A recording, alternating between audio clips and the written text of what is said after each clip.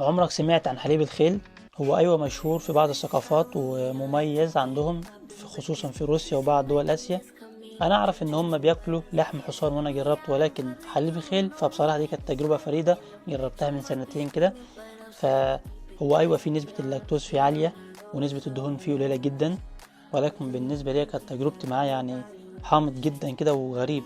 وانا اول مرة اتعامل مع خيل، او اول مرة في حياتي ان انا اتعامل مع خيل. الكلام ده كان من سنتين، فانا مش فاهمهم، مش فاهم عاداتهم طباعهم، اخاف منه هيعضني ولا لا.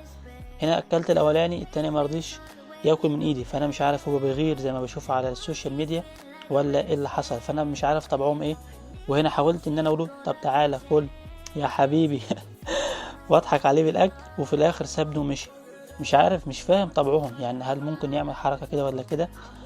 فهنا بتبدأ عملية حلب الخيل هنا كده.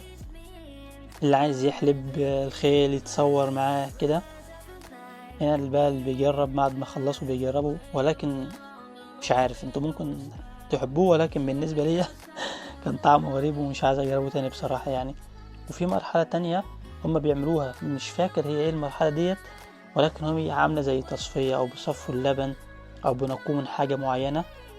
يا ريت تكتبولي في التعليقات ايه هي المرحلة دي وايه الفايدة منها، لاني بصراحة مش فاكر بالظبط ايه الفايدة منها او هم كانوا بيعملوا ايه، لاني في الفترة دي كانت اللغة الروسية بتاعتي ما كانتش حلوة، فما كنتش فاهم بالظبط هم بيتكلموا عن ايه.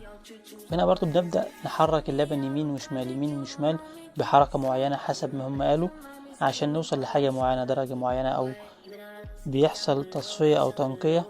فلو في حد عارف ايه المرحلة ديت او اسمها ايه او ايه اللي بيحصل فيها بالظبط، يا ريت يكتب لنا. اعتقد الحاجات ديت موجودة في كل الالبان، مش شرط لبن الخيل بس، او ممكن تكون في لبن الخيل بس. ولكن جربنا الاكل بتاعهم، اكل كان جميل جدا. الاكل بيكون عبارة عن معجنات، بيكون فيها لحمة، بيكون فيها فراخ، واحيانا بيكون فيها عسل. اكل الارياف في روسيا هنا طعمه جميل جدا ولذيذ بصراحة يعني، خاصة الناس المسلمين او الروس المسلمين في القرى.